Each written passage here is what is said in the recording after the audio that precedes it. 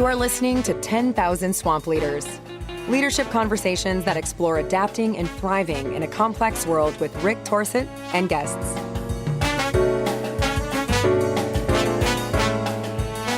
Hi, everybody. This is Rick Torsett, and welcome back to 10,000 Swamp Leaders. This is a podcast where we have conversations with individuals who've made some decisions to use themselves to lead in the world and to deal with complex, wicked, messy problems, or what I sometimes call swamp issues. And today is Tall Cotton Day for me and my work here because I have two colleagues who are well steeped in the work of leadership. Joanne Murphy is joining us again. Joanne was with us a couple months ago, but she's here in part because of her work and also because she has a partner in crime here in Keith.grint, who is also with me. Both of them are deeply involved in leadership. Joanne is a professor of inclusive leadership at Birmingham University. Joanne, you're an author. You've got books coming out. You've got papers coming out. We'll talk about those in a little bit.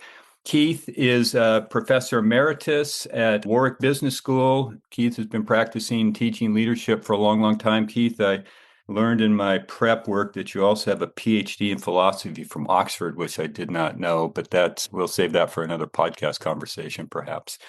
All right. So first of all, welcome to the show. Joanne, I want to give you a first shot here. Tell people what it is you want them to know about you before we get into this, if you would, please. Oh, well, it's lovely to be here, Rick, and it's fantastic to be here with Keith as well. But I suppose, in terms of me and my work, I'm obviously interested in leadership, but I always feel that I'm far too thinly spread in terms of my interests. I think I'm too interested in too many things to be really useful in terms of that. So I think what I'm particularly interested in is leadership and really difficult, complex problems. Maybe we'll get into some of those kind of issues later. I'm particularly interested in issues around leadership and conflict.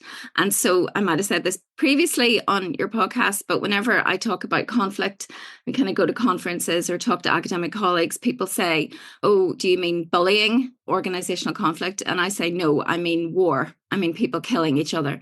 And that is probably because I come from a place which has been riven by conflict in Northern Ireland. And so I suppose my perspective on the world, my lens of the world is one which deals with instability and is very interested in how we begin to kind of manage those issues around instability. And I suppose that is a thread right through my academic work. Great. Thank you. Keith, welcome. I think I have the same kind of magpie abilities that Joanne talked about in terms of being over interested in too many things at the same time and never quite realizing what it is I'm trying to do. And I also have an interest in conflict and also in the military aspects of conflict. So I'm an army kid. My father was in the army for hundreds of years, but I never wanted to join the army. I couldn't cope with any of that authority and saluting stuff. But I'm always interested in what they're doing and why they do it and whether it works or not. So I started out as really kind of organizational behavior and industrial relations. I was a trade union official for a long time, and then I became an academic. So my stuff has kind of moved away from industrial relations, organizational behavior to leadership. And I'm also interested in the connections between leadership management and command. I think we probably over-focus on the leadership aspects, and we need to start thinking about what happens when people go beyond the collaborative aspects of leadership and start to command people, and why is it that some organizations and some organizational leaders are more successful than others. And one of the reasons is because they pay more attention to the management aspects, to the kind of infrastructural aspects, the supplies, the resources, those kinds of things. And without that, you can't actually be successful in the long run. Okay, great. So both of you came across each other somewhere back in time. I don't know where that was. But Joanne, if you would speak briefly about what it is about Keith's work that influences you and informs you and attracts you to what he's up to. Well, that's a really difficult question, Rick, because Keith's work is, for anyone who's looking at leadership today, absolutely seminal. There's no doubt about it. And the kind of distinctions that he makes, and he's just referred to them, between leadership, management, and command, really, for many of us, dimensionalizes our thinking around leadership. So we were talking just before we started to press record about, the recent conference we were all at. And, a lot of people at that conference were there and said they were there because Keith was there. And I don't think Keith really accepts this, but that is how significant he is and his work is to how we think about leadership. And I suppose the thing that I think is really extraordinary about his work is just the depth of it and the breadth of it, particularly in terms of historical analysis. And so for me, that's why he's the most important person thinking and writing about leadership at the minute in a very crowded field full of incredibly eminent, incredibly clear thinking, deep thinking people. But he is absolutely seminal. Keith, what about Joanne and her work that draws your interest? Yep. So first, thanks for that, Joanne. The £10 check is in the post as usual. I came across her work really looking at some material on resistance and then looking at whether I should do a whole chapter on the nature of resistance to the British in Ireland on a historical perspective. So not just the contemporary or the troubles in the 1970s, but actually much longer than that and much further back. And then I decided there was so much material and I was so inadequately prepared, I abandoned that process. But I still had knowledge of all the work, especially Joanne's work to do with the troubles and beyond. I'm always impressed by people that kind of live the story rather than just write about the story. I think I write about stories. That's what a lot of my material is historical. But I think Joanne's work is somebody who has worked in those fields directly and in contemporary issues. So I think she brings something to my work that I don't have, which is I don't stand in the field of conflict and ask people, what are you doing and what do you think you're doing? Mine is much more historical, looking through other people's work to try to work out why things happened in certain directions. Okay. Keith, since you brought this up and Joanne, you responded to it, let's just begin with this distinctions, because I think people who are listening don't necessarily have a clear understanding of the difference between command, management, and leading. And so I think those distinctions are good foundational elements we might put in place for the conversation that comes follow on from that. So Keith, why don't you go first here, because I know you've written extensively about this. So help people who may be a little unclear on this. What are these distinctions and why do they matter? Okay, so first of all, these distinctions are always subjective. Just about everything we talk about is subjective. They're always essentially contested in Galli's original terms that we don't agree on, what the terms mean, but that doesn't matter as long as you can define what you think the terms mean. We can have a conversation about what the terms are. In terms of the way that I work it, I try to locate it within the context of different categories of problems. So wicked problems we don't know how to fix. I suggest, since no one knows how to fix it, you as the formal leader needs to have some kind of collaborative approach. You need to get other people engaged in trying to address this problem. You may not be able to fix it, but you can do something about it. You can ameliorate it.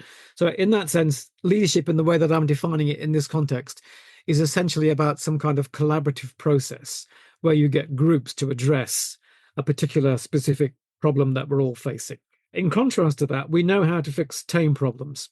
So tame problems are ones that we have standard operating procedures to fix them already. And therefore, I associate that with management in the sense of a manager's role is not to engage the collaborative in addressing a novel problem, but to engage individuals or groups in how you respond to existing problems. So this is really more of a decentralizing process. So if I employ you to do a particular job, my job is not to overlook at you when you're addressing the problem. My job is to give you the resources, train you up, and let you go fix it. So my role is managing other people and managing resources. This is also important in terms of talking about the conflict before.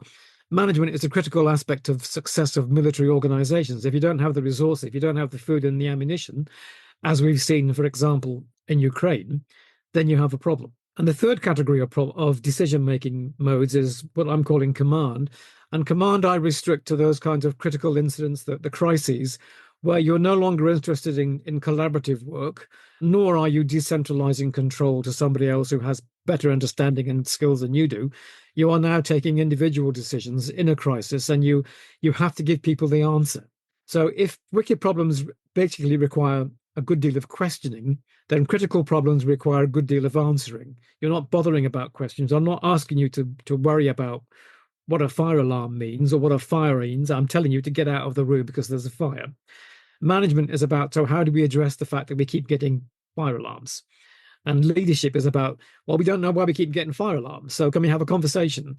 Does anybody know why we keep getting fire alarms? So those three categories, leadership, management, and command, I think are important aspects of the same phenomena of how you keep an organization or a country going. And I think in the last kind of 40 years, we've kind of abandoned the notion of management being important. So now it's really rare to ever see a development program called management development. It's all about leadership development.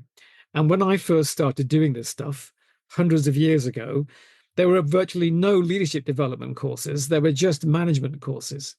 And I think both of those still omit a really important part of how you organize an organization, which is command.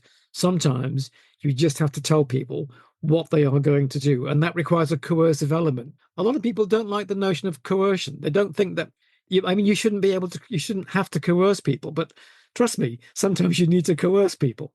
So those three elements and those three decision styles are what are the frames for me looking in my historical material about why certain organizations and groups are successful and why others are not. Great, thank you. Joanne, take what you do and to some degree where you see the linkage here between the distinction Keith's making and in your experience in Northern Ireland. Yeah, I mean, I think it's critical, because I think what it does is it allows us to think about these, what we might call extreme contexts, what's now being referred to as extreme contexts, in much more accurate ways. And it allows us to look at these processes within organizations, whether they're state armies or whether they're paramilitary organizations, whatever they are, in ways that allow us to understand much more about what's actually going on and what's in people's heads whenever they're trying to take decisions. Keith does, I know, a lot of work with police organizations and military environments, but I know that whenever I go into police organizations, because I originally started working, with police, that's my PhD was on a particular police organization and its process change.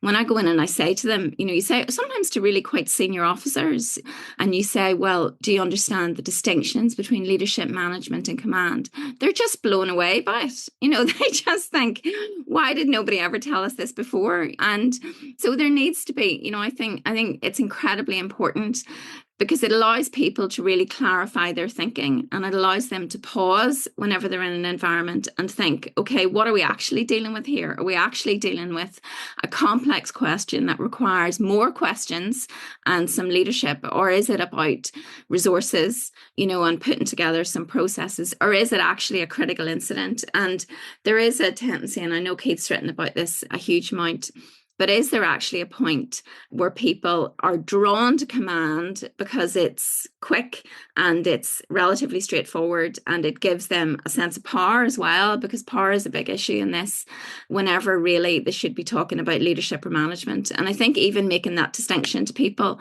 who are sometimes in quite difficult environments is just so incredibly useful. And that's why the work itself is so useful. Keith, do you have a response to that? Well, I just think this cultural context that Joanne was talking about is really important. So we know, for example, that some institutions, if we repeat the path that Joanne has just gone down, so we're looking at military and police organizations, they have a preference for and a support for command rather than leadership, in the sense the leadership being collaborative. So if you want promotion in the police or the military, you have to be good at command, and they support and reward that.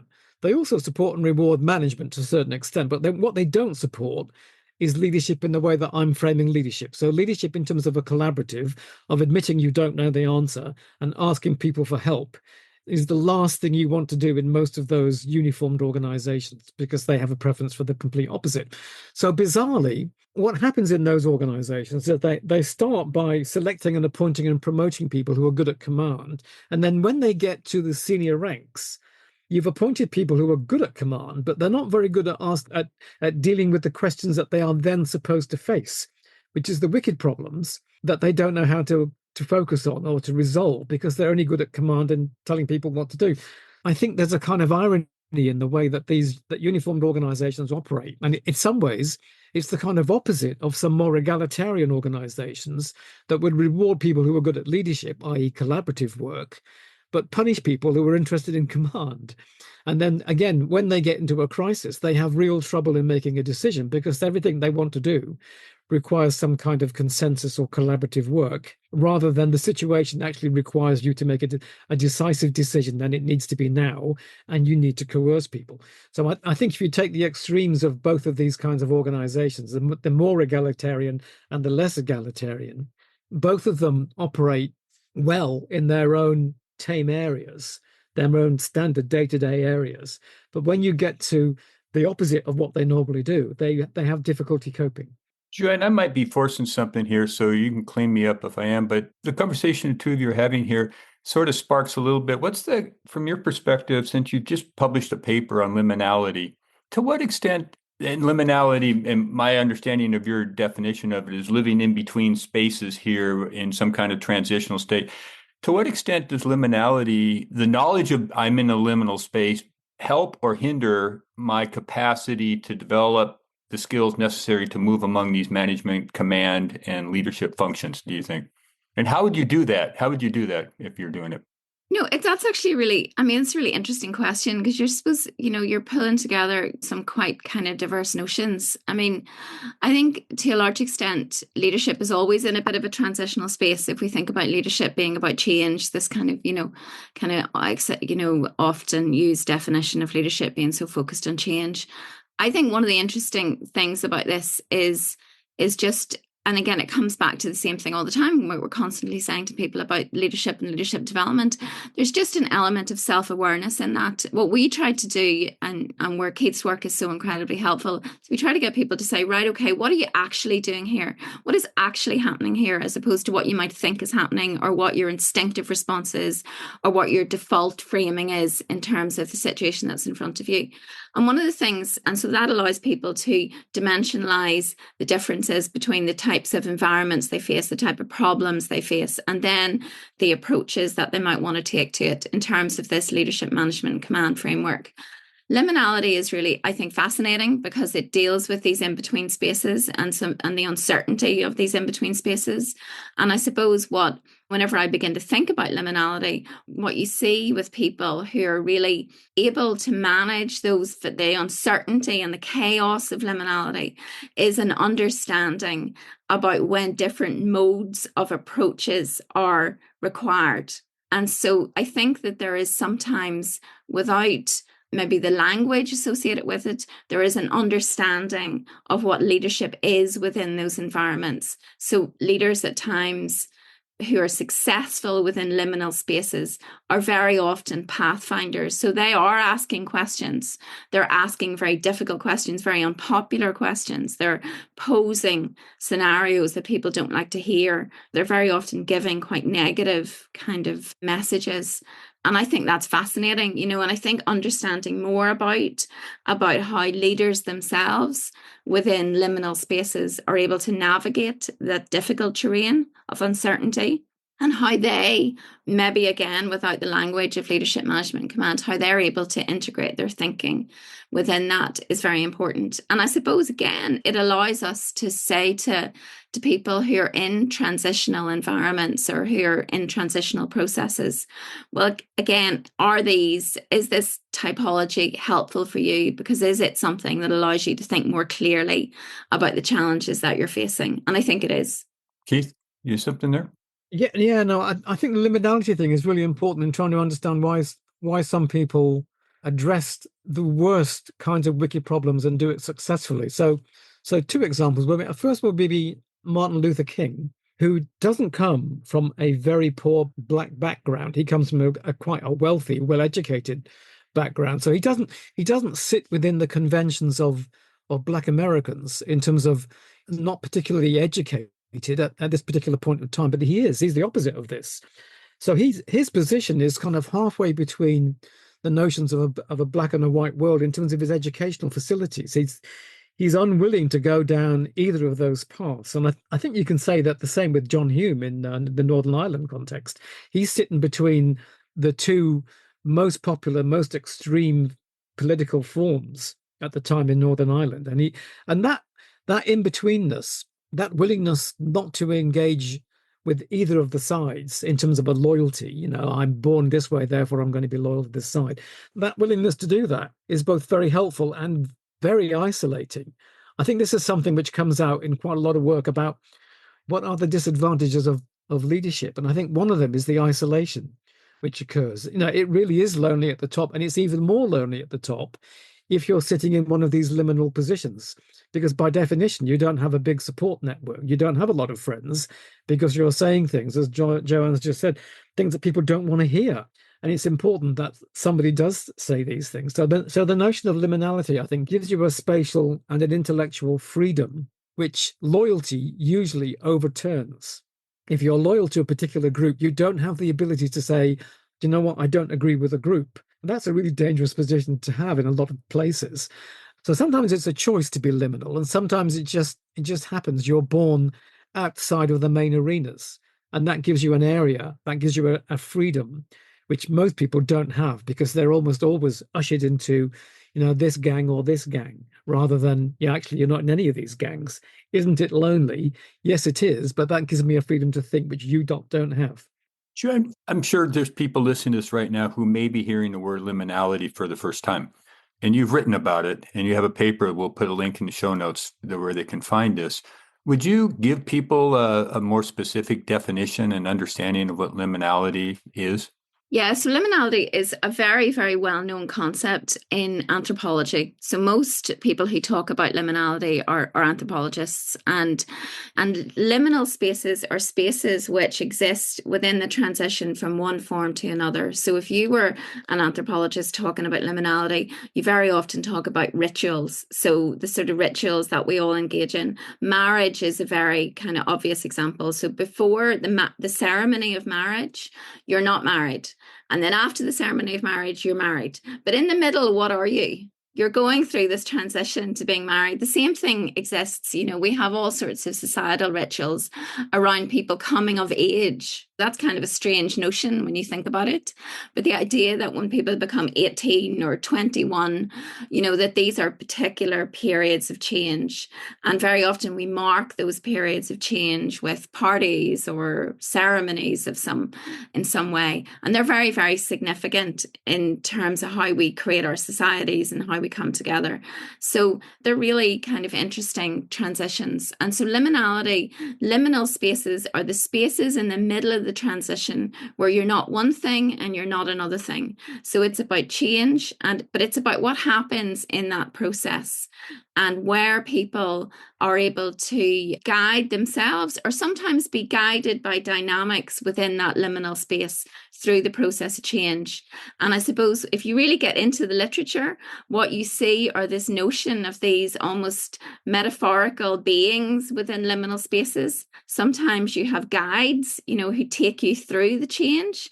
And again, we can talk about kind of anthropological rituals in society where those guides exist. But sometimes you also within liminal spaces, because there's a lot of stuff going on in a liminal space, no matter what it is, whether it's political or whether it's personal or whether it's social.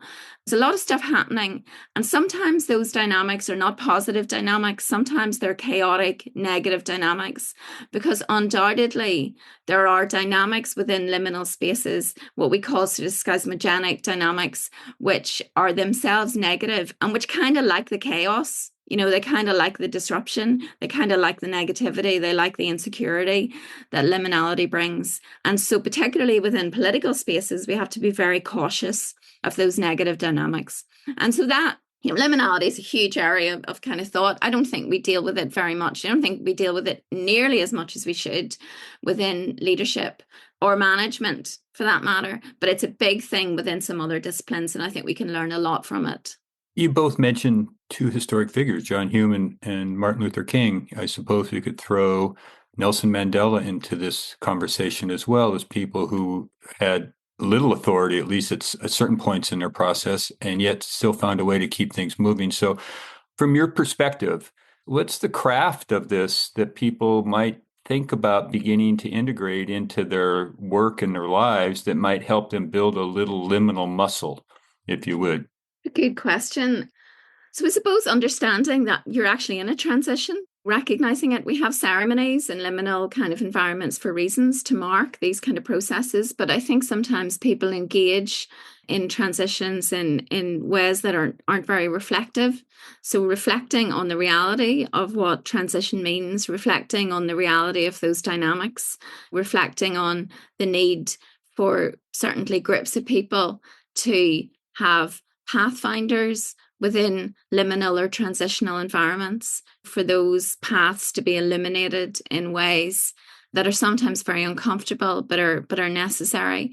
It's really important. I mean, the paper that I did recently was on John Hume, and the problem with John Hume is that as soon as you start banging on about John Hume, you just continue to do it forever. He seems to come up constantly and everything. Not just me, I have to say, I'm not the only person afflicted by this. But the thing about Hume was that that's what he was. He wasn't a sort of down in the mud person who was pushing things along inch by inch in lots of ways. He was a pathfinder. He was saying uncomfortable things from the very beginning of his political career right until the very end. And that is in itself fascinating, because there's a level of, and I mean, we talk about this a lot in leadership, a level of courage there, as Keith says, an ability to be by yourself, to be alone and lonely in terms of these messages sometimes that you've got to transmit, and to be able to hold that tension in a way that requires enormous courage, just huge courage. Another person, we mentioned Nelson Mandela as well as being betwixt and between. If you think about the transition in South Africa, someone who was very firmly in one camp, but who actively set himself apart from very many of his supporters in terms of his attitude towards political transition. And within those environments, people want certainty, but sometimes certainty just doesn't exist. Life is messy, politics is messy, leadership is messy. So it's not as straightforward. So I think that level of kind of ability to reflect and the courage to understand that this is going to be really hard. Keith, what about you? You teach students for years. What counsel do you have listeners about where they might find some structure to develop themselves in these areas? I think probably two things. So the first thing is about language. So going back to the notion of those kind of anthropological approaches and how phrases do things. So I now pronounce you man and wife, to go back to Joanne's previous example. That doesn't reflect something, that constitutes something, that changes something in law and in reality. So that very announcement changes the way that you relate to whoever it is you just got married to.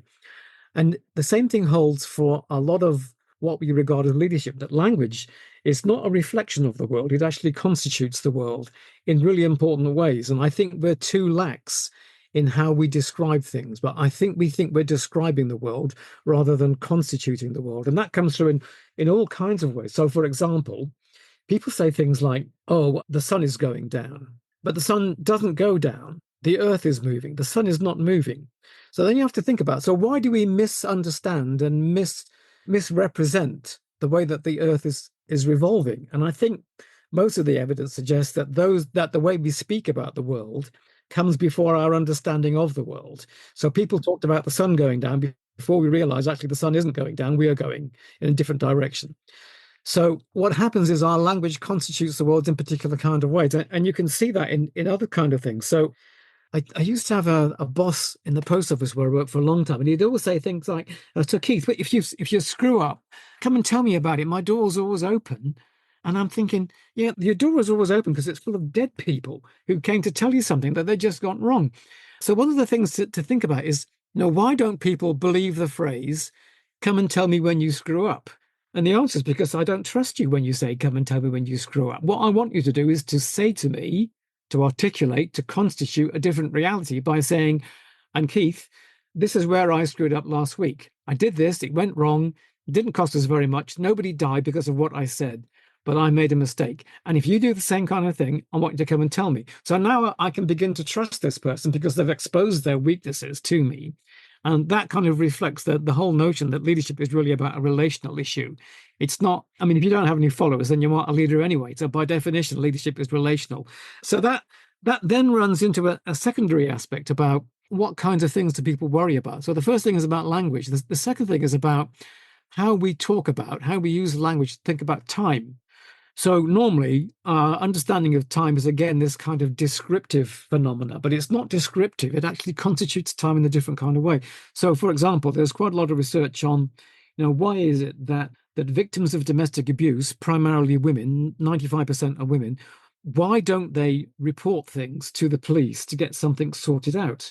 And what do they report when they're questioned about it? And so here's one of the major problems with that kind of field, is that many victims of domestic abuse, many women, or should I say survivors of domestic abuse, what they talk about is they say things like, okay, so I'm going to give him until Valentine's Day to change his attitude, or I'll just give him one more go, or I'll wait until his birthday, or I'll wait until he's undertaken this anger management course. So for them, time is linear. There is a certain point in the future when things will be completely different.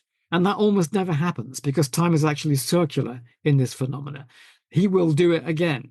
And until you get your head around reframing time, you will always end up on the wrong end of a stick here. So you have to be able to start thinking about how do we talk about time. You can see that. I mean, for example, Wes Streeting, who's the British Health Secretary, he has just announced yet another review of adult social care. So this will report just before the next election, interestingly enough. Now, we have had loads of reports on adult social care. We know what the problems are, and we know what the answer is. But the answer requires an increase in taxation and a reconstruction of the of the health service. And both of those are unpopular and long-term issues. Governments don't like taking unpopular decisions, even though they should do.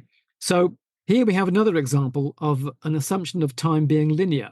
And so 3 years from now, when the report comes out, we will make a decision about what we're going to do. But we've had reports for ages, and nothing has ever happened because we're working in a circular point of time. And we know this is exactly the same thing will happen this time. 3 years from now, the report will get squashed because there will be an election, and then we'll start all over again. And they will never address it because they don't have enough people, to go back to Joanne's point, who are in a liminal space, who say, do you know what? I don't care about being popular.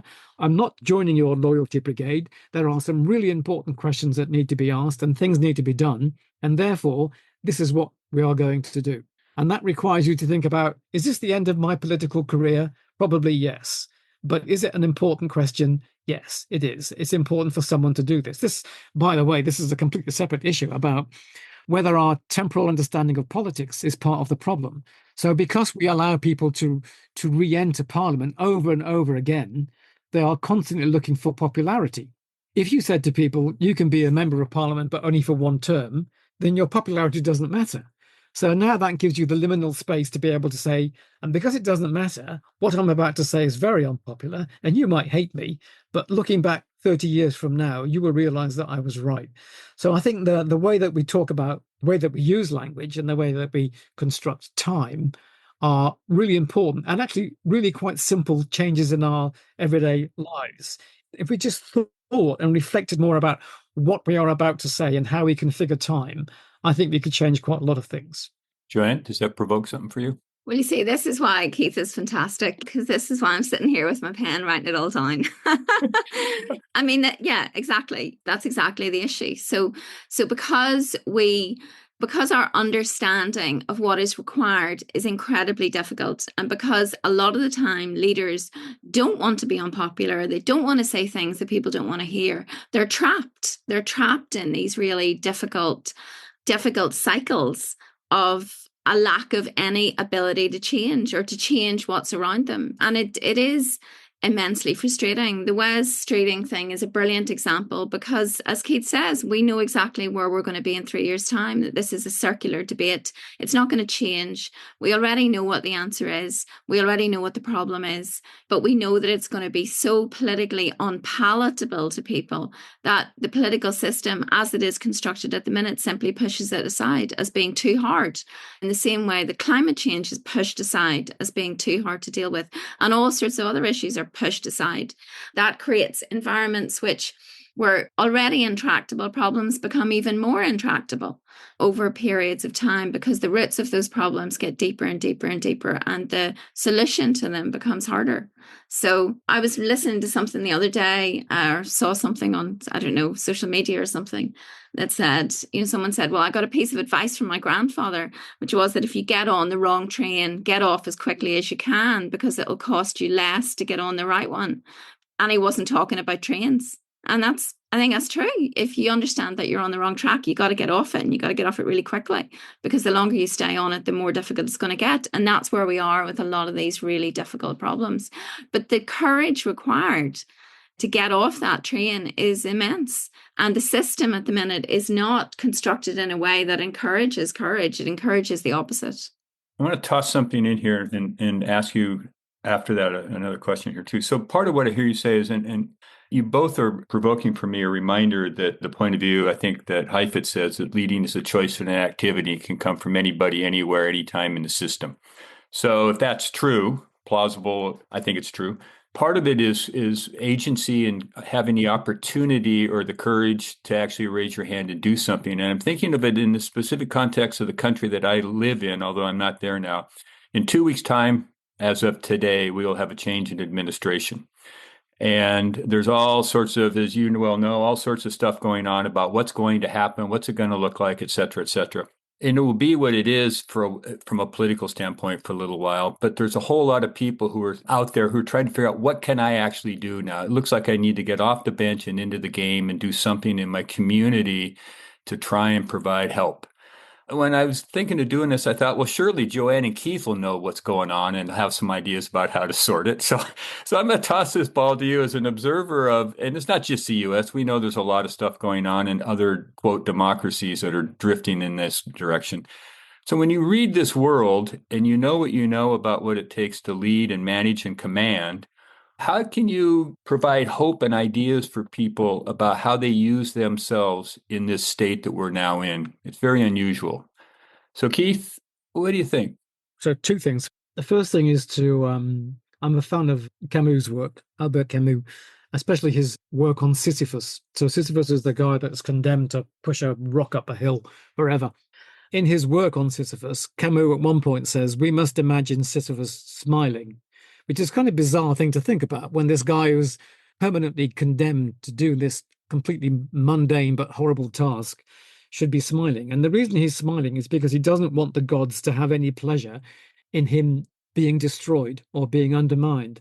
And I think that notion of your kind of duty is not to be ground down. You have a duty to be resilient in some senses, to recognize that if you give up, that's precisely what the opposition is hoping that you will do.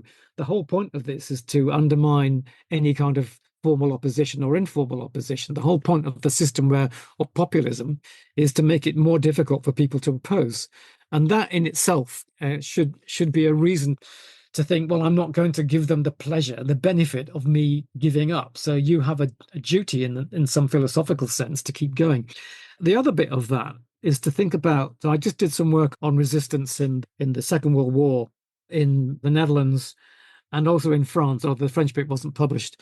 And in both countries, it is clear that only a very smallish minority ever get involved in any kind of resistance to those kinds of organizations. In this sense, the occupation of the Nazis occupied Europe. So never more than 20% were ever involved under any circumstances. Of that 20%, it splits kind of 50-50. So half are actually pro-Nazi and half are anti-Nazi. So we're down to 10%. 10% of the population are resisting. And of that 10%, no more than 3 or 4% are actively doing things that we might normally recognize as resistance, in terms of things like armed resistance. But if you redefine resistance as doing stuff which undermines the opposition to some extent or gives succor to other people, there are all kinds of people who are doing things like that. There are lots of stories of women in Auschwitz, for example, who were employed to knit socks for the German army, who would consistently knit knots into the toes of the sock to make the sock uncomfortable. So this is a kind of minor irritation to the German army, but it's a manifestation of some level of resistance. And all these minor levels of resistance matter. There are also examples of French women traveling across the Normandy coast on a bus, and they would knit. And as far as the Germans were concerned, they were just knitting. But what they were actually knitting was the pattern of defenses. So there would be kind of 3 pearl stitches, and then they'd drop a stitch. And the drop stitch meant this is where a gun emplacement is. Then there'll be 4 other kinds of stitches, and that would demonstrate something else. So if they were ever questioned, it would just be a pattern. And it would be really hard to understand that a knitting pattern is actually really important to the resistance. But actually, in many ways, that kind of non-violent resistance was way more important than ever taking out 2 or 3 military officers and assassinating them, as other elements of the resistance did. So I think there are issues here in terms of thinking about, so how do you get people mobilized? And what does the mobilization of resistance look like? And we know, for example, that in France and the Netherlands, the numbers of people resistance only really radically increased when something happened in both countries to generate a problem for many more people. And that something was the compulsory labor movement of men between the ages of 16 and 45.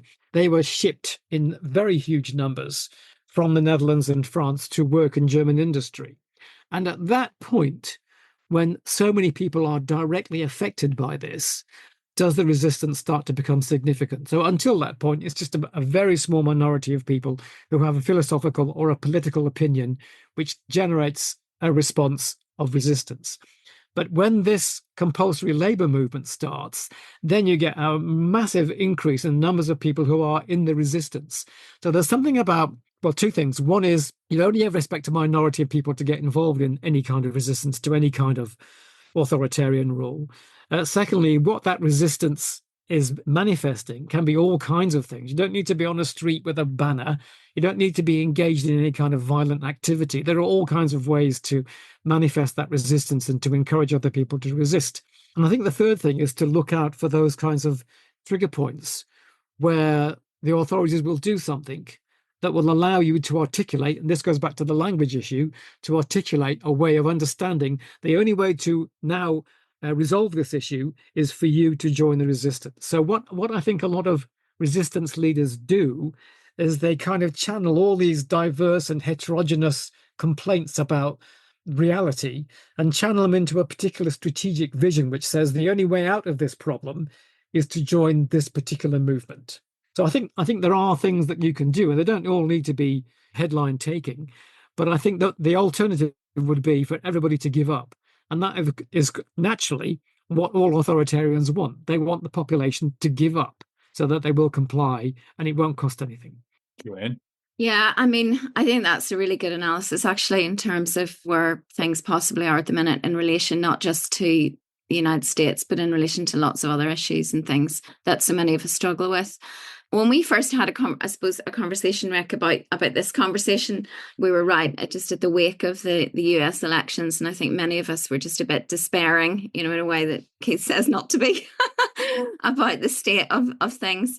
And I've really, since then, been thinking about this and consuming media and trying to understand what happened and trying to kind of get a handle on it. And I suppose there's two or three things that I thought were really important in the thinking around that.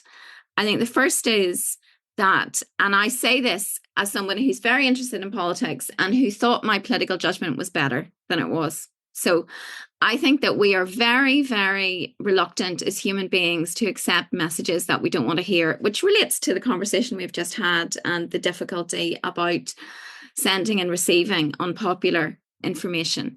And I think that very many of us, particularly in relation to the elections in the United States, were actively screening out material that interfered with our analysis of what we thought we wanted to happen. And I think that's really, really worrying, because we have to think about that, and we have to start being much more disciplined in seeing the world as it is rather than the world as we would like it to be. And it's a very simplistic point, but I think it's important. And certainly important in terms of my analysis of what I felt that I got wrong about the whole thing. The second point is actually, ironically, the best analysis I've seen in relation to the situation in America at the minute isn't a political commentator or politician or anybody else. It's an author, Barbara Kingsolver, who wrote the recent Pulitzer Prize-winning novel, Demon Copperhead. If anyone, I don't know if you know about this novel or you've sort of seen it referenced, but it's a sort of retelling of David Copperfield, the kind of Dickens novel, but based in the Appalachian Mountains in the middle of the opioid epidemic and the rest of it. And those are the areas that Barbara Kingsolver is from. She actually is from Kentucky, as opposed to J.D. Vance, who just tells everyone he's from Kentucky.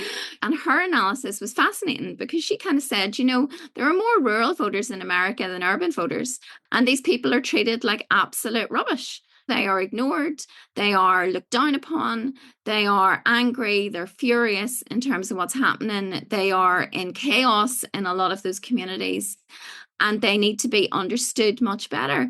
And that was the first analysis that I had heard from anybody who really seemed to get to the source of the issues. So I think that, again, coming back, I suppose, to the original point, really understanding what is going on within communities and within electorates is incredibly important. And I don't think very many of us were doing that. And then I suppose in terms of how we move ahead, I think that I suppose I don't want to call it a resistance to Trump because Trump's been democratically elected, but I think that the things to watch out for over the next period of time are these kind of trigger issues that Keith has talked about, particularly in relation to things like reproductive rights, Roe, all of those kind of concerns. And you can imagine the kind of resistance that Keith is talking about really emerging in terms of those issues, because you can imagine networks of people beginning to work together for the first time, engaging with each other for the first time in an effort to protect reproductive rights. But then I think we also need to think about the political structures that exist. You know, I was talking to a business leader, an American business leader, just after the elections, who said very bluntly, well, you know, now it's time for the Democrats to get their shit together. And to some extent, it is. It is time for people to stop messing around, to stop the kind of nonsense that has been seen over the past 4 years, to dispense with the kind of, you know, it's not leadership. You know, what we've seen has not been leadership. It has been people playing with politics over the past number of years, playing with nominations, playing with a system that's playing with fire. And I think what we've seen is the result of people playing with fire in the Democratic Party. So that is not any more coherent an analysis than you would have got from me 2 months ago. But there you go. I still don't entirely understand what is happening. But I think we need to start seeing the world as it is and not the way it is we would like it to be. Can I just add something onto that? Please. Which is think about the way that the world is rather than the way that we want it to be. In the Second World War, the attempts by the British to generate counter-propaganda to Europe, to occupied Europe, usually involved radio stations reading out a list of the crimes that the Nazis had undertaken in the hope that that would somehow change Germans' minds about their support for Hitler and the Nazis. And we know that that basically didn't work. They either denied it or they just said, well, that's what we want to happen anyway. So none of those things seemed to work. But there was one particular propaganda radio station which worked really well. And that was a guy who was born in Berlin. He was British, born in Berlin, so a perfect German accent. Came to UK just before the war with his parents. And he volunteered to run a propaganda radio station. And rather than worry about if we produce enough facts and data and logic that will persuade people to change their minds, he argued that people never change their minds on the basis of facts and logic and rationality. What they change their minds on is a counter narrative. So let's have a counter narrative. So he would broadcast on the basis of him pretending to be a senior officer in the German Navy, and he would say things like, "So I was walking down the Kurfürstendamm the other day, and I overheard 2 senior Gestapo officers, and they were talking about all the stolen goods that they'd taken, and they were going to sell on the black market." And this is an absolute outrage for people like me who support the goal of Adolf Hitler. For people like these Gestapo officers to be undermining what we're trying to do is an outrage. And by the end of the war, he was way more effective in trying to undermine what was going on in the German population than any of the other broadcasters, which were saying, do you know how horrible it is, that the things that you've been doing in Poland and Russia? Well, they knew that anyway, or they just ignored it. But this guy was trying to undermine them from the inside. And I think that notion of trying to get a counter narrative up, rather than worrying about, so for example, the American economy has actually not been too bad. And yet somehow they lost. Why did they lose? Because the counter narrative was bad. We lost Brexit vote, even though everything was pretty good about the EU. So why did we lose it? Because there wasn't a counter narrative. There was just, we want our independence back. And that was a narrative that sucked enough people in to vote for Brexit. Joanne, you've written, what's coming to mind here is duty of hope. Oh, God, yes. As we come to the end here, because I hear my friends at home saying, well, we're going to hope for the best. And of course, it's untethered to nothing. So would you describe what the phrase duty of hope actually means, where it comes from, and why maybe that's a relevant point of leverage for some people that they might be able to initiate in the world that they're now entering into in the next 2 weeks? Yeah, I mean, I think that's actually, I'd kind of forgotten about the duty of hope, which is not good. Yeah, so this concept of a duty of hope, it actually comes from a sort of French philosopher, the idea that we're fed up with, I suppose, different complex perspectives, but what we need to hang on to is the idea that hope is not a strategy in itself, but that what hope generates is activity and behaviors and processes within organizations that can sometimes lead to much better outcomes. And where I've seen the duty of this kind of phrase, the duty of hope, used most effectively and most frequently was within the Irish Department of Foreign Affairs during the very extended peace process in Ireland. And so you begin to see this referenced really in the 1980s in a speech written by a member of the Department of Foreign Affairs, a guy called Rory Montgomery, for the then Irish Foreign Minister in Taoiseach, Dick Spring. And Spring talks about the significance of a duty of hope to the peace process itself. But this phrase is then used almost consistently because I did a big piece of research on the Irish Department of Foreign Affairs, which fed into the paper in Liminality and will feed into a future book on the Department of Foreign Affairs and their role in the peace process. But this idea of a duty of hope, rather than just a hope that things will get better, but a duty of hope that you have a professional and a personal duty of hope that this huge, complex, wicked problem that is killing people on a daily basis will in some ways be resolved. And your work, your actual professional work, is to move towards that point of resolution. And so that's where the duty of hope kind of comes from for me. But I think it's a phrase which is applicable to so many environments. As Keith has said, you have to kind of keep going. You have to keep going. And the irony about the duty of hope was that phrase was used consistently and repeatedly by a senior member of the Irish Department of Foreign Affairs, a man called Sean O'Hagan, who was a really instrumental figure in terms of the Irish diplomatic service. And when I spoke to people, very many people who had worked with him, people would repeat this phrase. I would say to them, why were you able to keep going in really difficult circumstances when you yourself might have felt that you were under threat, when people were being killed all the time, when you were having to face really horrifying, dreadful experiences and circumstances? And they would say, well, we had a duty of hope. And it took me about 10 interviews to kind of eventually say, where did this come from? And then people would say, well, Sean used to say this. He used to say we have a duty of hope. So it comes back to exactly what Keith is saying, a counter narrative, giving people a counter narrative. And for the Irish Department of Foreign Affairs, in the darkest days of the conflict, the counter narrative was encapsulated by the phrase a duty of hope. So perhaps in terms of all of these other environments that we face, a duty of hope is what we need to begin to think about as well. Thank you. Keith, any thoughts there? Yeah, no, I just think one of the things that I always thought was really good was the way that if you read Marshall Gantz's work on the first Obama campaign, that was really about how you build the movement. It wasn't about we have an idea. It was you have to build the movement from the ground up. And then when you built it, it actually came to fantastic results. And Obama was elected the first time around. So if you look at Gantz's work, I think there's enough in that to be able to understand this is an active process. And that comes back to the issue about it's not about the individual. It's not about electing somebody who's brilliant. It's about the processes, the institutions that we need, so that if that person doesn't emerge or gets removed, then we've got somebody else to stand up and take on exactly the same process. And I think we are too locked into a notion of leadership's about individuals, and it's not. It's about institutions. That's what gives you the defense, the institutions, not the individuals. Okay.